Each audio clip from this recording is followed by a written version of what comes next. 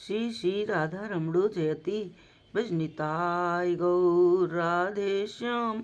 जप हरे हरे राम। चरित सुधा। श्री श्रीमद राधा रमण चरणदास देव बाबा जी महाशय बड़े बाबा का जीवन चरित्र। मूल बंगला संपादक प्रकाशक श्री रामदास बाबा जी। मोहिनी बाबू के घर। एक दिन दोपहर पीछे स्थानीय वकील श्रीयुत मोहिनी बाबू ने आकर बाबा जी महाशय से भेंट की। वे परम भक्त और वैष्णव सेवी थे।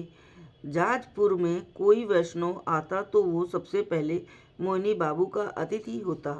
मोहिनी बाबू बोले, कल कृपा कर एक बार मेरे घर पदार्पण कीजिए। बाबा जी महाशय ने प्रसन्न हो उनका निमंत्रण स्वीकार कर लिया। थोड़ी देर नाना प्रकार की भगवत चर्चा कर वकील साहब अपने घर चले गए। दूसरे दिन बाबा जी महाशय प्रातः कृत्य समापन कर 9 बजे सबको साथ लेकर नाम करते करते मोहिनी बाबू के घर पहुँचे। बहुत देर उद्दंड कीर्तन कर सब बैठक में बैठ गए। मोहिनी बाबू ने बहुत से लोगों को आमंत्रित किया है। सभी वकील और मुख्तार हैं। सभी बाबा जी महाशय के सामने बैठे हैं। सभी की इच्छा बाबा जी महाशय के मुख से तत्व मीमांसा सुनने की है। एक बाबू बोले, हम लोग कुछ बातें पूछना चाहते हैं, आप यदि अनुमति दें तो कहें। बाबा जी, भाई मुझे कोई आपत्ति नहीं। प्रभु द्वारा दी गई वाक शक्ति पाकर जो व्यक्ति उनके लीला गुण चरित्र की बात नहीं करता उसका मूक होना ही अच्छा है। बाबू, भगवान जब सुख दुख के दाता है तो किसी को सुख और किसी को दुख क्यों देते हैं? उनके लिए सभी जीव समान है। बाबा जी, स्वकर्म फल भुगपुमान। जीव अपने अपने कर्मों के अनुसार फल भुगते हैं। वे सूक्ष्म निरीक्षण कर देखते हैं कि किसे क्या दंड या पुरस्कार दिया जा सकता है, तदनुसार जीव के लिए व्यवस्था करते हैं। आप तो वकील हैं, आसानी से समझ सकते हैं। विचारक चित्र लिखित पुतली की तरह कोर्ट में बैठा रहता है। साक्षी प्रमाण आदि द्वारा वो वादी और प्रतिवादी के कार्य को की स्थिर कर और कानून की दृष्टि से उसे आंक कर उन्हें दंड या मुक्ति प्रदान करता है। बताइए, इससे विचारक पर क्या पक्षपातित्व दोष लग सकता है? बाबू, प्राकृत राज्य का विचारक तो पराधीन अर्थात राज्य कर्मचारी होता है। राजा ने जैसा कानून बना दिया कर्मचारी को उसी कानून के अनुसार चलना पड़ता है। पर भगवान तो किसी के अधीन नहीं। वे अपनी इच्छा से अच्छा बुरा सभी कुछ कर सकते हैं, फिर उन्हें दोष क्यों नहीं लगेगा? बाबा जी, अच्छा, आप क्या ये कहना चाहते हैं कि राजा कानून के अधीन नहीं? कानून विरुद्ध कोई काम करने पर राजा को कोई दोष नहीं लगता? ऐसा कभी नहीं हो सकता। भगवान ने स्वयं कहा है, उत्सीदे यूरी में लोका न कुर्या कर्म चेदहम मम वर्तमानुवर्तन्ते मनुष्य पार्थ सर्वशः। अब देखो, भगवान स्वतंत्र हैं या परतंत्र, वे अपने बनाए कानून के इतने अधीन हैं कि जीव तो एक बार उनके कानून का उल्लंघन कर भी सकता है, पर वे स्वयं कभी कानून विरुद्ध काम नहीं कर सकते। यही कारण है कि जीव जैसा कर्म करता है, भगवान उसी प्रकार के दंड की व्यवस्था करते हैं। बाबू, जीव ऐसा कौन सा कानून विरुद्ध काम करता है कि परम दयालु भगवान भी उसे दंड देते हुए कुंठित नहीं होते? बाबा जी, जीव कौन से कानून विरुद्ध काम करता है मैं कहाँ तक गिनाऊं?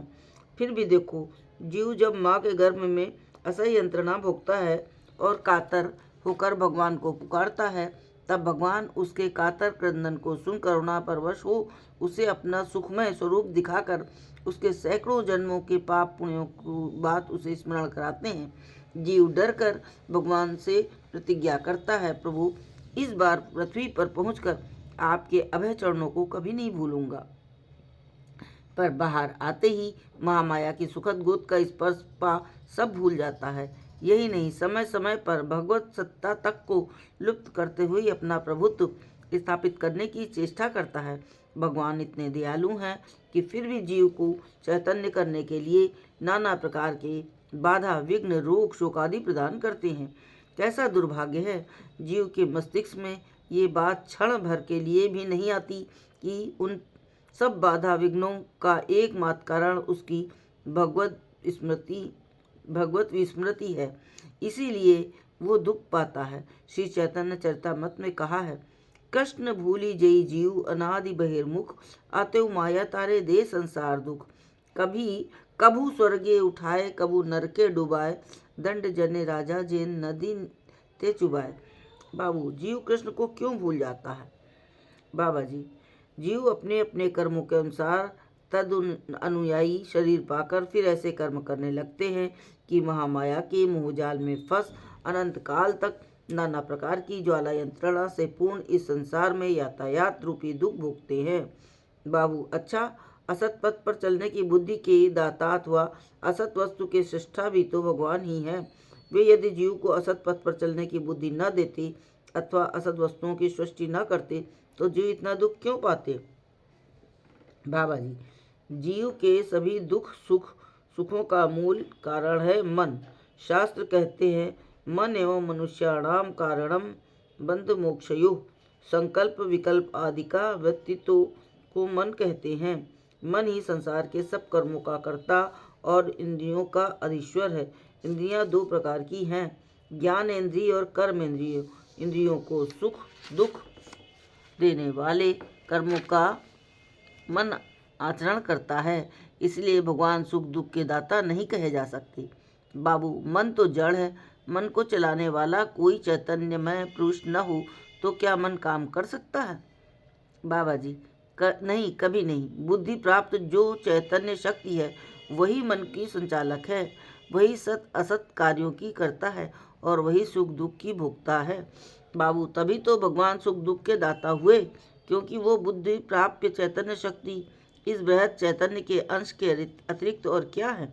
बाबा जी, बुद्धि प्राप्त चैतन्य उस पूर्ण चैतन्य का अंश है सही, पर वो विकारी है, इसलिए उस निर्विकार निष्क्रिय विशुद्ध चैतन्य से पृथक है। उसी को जीव कहते हैं। जीव सुख दुख का भोगता है, परमात्मा दृष्टा अर्थात साक्षी स्वरूप है। जीव जब भगवान से विमुख होता है तब दुख भोगता है, और जब भगवत उन्मुख होता है तब अनंत सुख सागर में तैरता है। बाबू, जीव कितने दिनों से इस प्रकार भगवत विमुख है? बाबा जी, कितने दिनों से ये तो कोई नहीं बता सकता, पर शास्त्रकार कहते हैं कि वो अनादिकाल से बहिर्मुख है, अर्थात उसका आरंभ निश्चित नहीं किया जा सकता। बाबू, अनादि बहिर्मुख जीव भगवत उन्मुख कब होगा? उसे तो होश है ही नहीं जो अपने मोहपाश को तोड़ सके। बाबा जी, मोहपाश को तोड़ने के लिए भगवत कृपा के अतिरिक्त कोई दूसरा उपाय नहीं है। भगवत कृपा का मूल है साधु कृपा। श्रीमन महाप्रभु ने सनातन गोस्वामी से कहा है, सही विभिन्नांश जीव दुई न प्रकार, एक नित्य मुक्त एक और नित्य संसार। नित्य मुक्त नित्य कृपा चढ़ने उन्मुख, कृष्ण पारिषद नाम भुंजे सेवा सुख। नित्य बद्ध कृष्ण हरते हरते नित्य बहिर्मुख, नित्य संसार भुंजे नरकादि दुख। सही दोषे माया पिशाची दंड करे तारे, आध्यात्मिक तापत्रय तारे जारी मारे। आध्यात्मिक काम क्रोधे दासैया तार लाथी खाए, भ्रमते भ्रमते यदि साधु वैद्य पाए। तार उपदेश मंत्रे पिशाची पलाए, कृष्ण भक्ति पाए तबे कृष्ण निकटे जाए। बाबू, आपकी इस बात से मेरे मन में फिर संदेह होता है। आपने कहा कि जीव दो प्रकार के हैं, एक नित्यबद्ध और एक नित्य मुक्त। नित्यबद्ध के लिए नित्य संसार है, और बंधन यदि नित्य है तो वो टूट कैसे सकता है? त्रिकाल सत्यत्वम नित्यत्वम, नित्य वस्तु की उत्पत्ति और उसका विनाश दोनों ही असंभव हैं। बाबा जी, बड़ा सुंदर प्रश्न है। श्री चैतन्य चरितामृत में एक स्थान पर कहा है, कृष्ण भूल जई जीव अनादि बहिर्मुख, अतएव माया तारे देव संसार दुख। अन्यत्र कहा है, नित्य बद्ध कृष्ण हिते नित्य बहिर्मुख, नित्य संसार भुंजे नरकादि दुख। एक मुख से निकले दो वाक्य परस्पर विरोधी होने से उनमें दोष आता है, अतएव नित्य शब्द का अर्थ अनादि समझना होगा, अर्थात जिसका आदि निर्धारित करना जीव की शक्ति से परे है, पर आदि है ये निश्चित है। अल्पायु, मायामुग्ध, दुर्बल, श्रद्धा विश्वासहीन, कलिहत जीव नाना प्रकार के प्रमादों में पड़कर सुदुर्लभ मानव जीवन को व्यर्थ बिता रहे हैं। यह देख प्रेमदाता परम दयाल निताई चांद ने द्वार द्वार जाकर आग्रह कर प्रेम धन वितरण किया है। हाय, हम लोग इतने बहिर्मुख हैं कि ऐसे दयालु प्रभु के अभय पाद पदम भूलकर अनित्य संसार सुख में लिप्त हैं। जय हो बड़े बाबा की।